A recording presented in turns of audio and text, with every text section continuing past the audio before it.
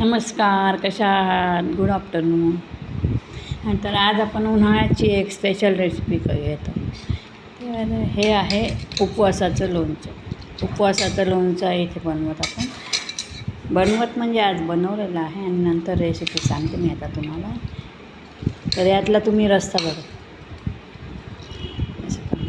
आता मी बाजारातून आंबे आणले आणि ते थोडे पिवळे निघाले. आंबे बाजारातले आणले, ते तिखट आणि मसाल्याचं लोणचं करायसाठी आणले होते, पण ते पिवळे निघाले. आता काय करायचं, फोडून ठेवलेले होते आणि ते फोडल्यावर नंतर ते पिवळे झाले होते. मग काय करायचं, मग डोक्यात आयडिया आली की अरे तिखट लोणचं तर होत नाही याचं, पण गोड लोणचं करू आपण. गोड लोणचं करू म्हटल्यावर मग मी तिखट आणि हळद लावून आणि मीठ लावून ठेवून दिलं. मीठ आणि हळद लावून ठेवून दिलं ते आणि रात्रभर ठेवून दिलं. रात्रभरात त्याला छान पाणी सुटलं आणि जर मोहरी दुसऱ्या दिवशी त्यात असा रस्सा तयार झाला. दुसऱ्या दिवशी असा रस्सा तयार झाला.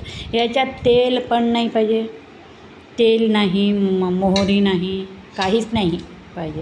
फक्त याच्यात आता गूळ लागते आपल्याला. तर मग फोडीच्या अंदाजाने समजा आता या कैऱ्या जेवढ्या होत्या त्याच्या असं वाटीभर गूळ घेतला, तो ठेचला, असा बारीक केला, गूळ किसून घेतला गूळ आणि थोडा कुटून घेतला, किसला असा, आणि मग तो एकजीव करून याच्यात घातला. दुसऱ्या दिवशी सकाळी पाणी सुटलेलंच होतं याला मीठ आणि हळद लावल्यामुळे, आणि गूळ टाकला. गूळ घालायच्या आधी याच्यात छोट्या वाटीभर, अशा लहानशा वाटीभर तिखट टाकलं. कारण नुसतं आंबट गोड लागल्यापेक्षा तिखट, आंबट आणि गोड असं असलं की उपवासासोबत फोडणीची भगर करा, साधी भगर करा तुम्ही उपवास असला की, किंवा साबुदाण्याची खिचडी करा, त्यासोबत गोड लोणचं. पण गोड लोणचं जेव्हा उपवासाला करतो आपण तेव्हा हळद घालायची नसते, नुसतं मीठ लावून रात्री ठेवून द्यायचं पाणी कैऱ्या, आणि त्याला पाणी सुटतं.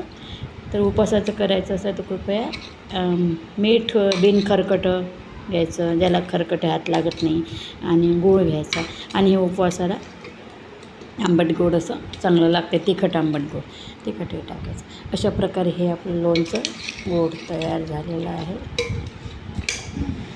आणि याआधी मसाल्याच्या लोणच्याची एक रेसिपी दाखवली आहे, आणि ह्या पिकल्या निघाल्यामुळे याच्यात आपण गोड लोणचं तयार केलं.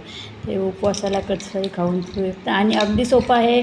कमी वेळात कमी खर्चात, मोहरीची डाळ नाही, तेल नाही, काहीही नाही लागत, आणि वर्षभर हे राहतं.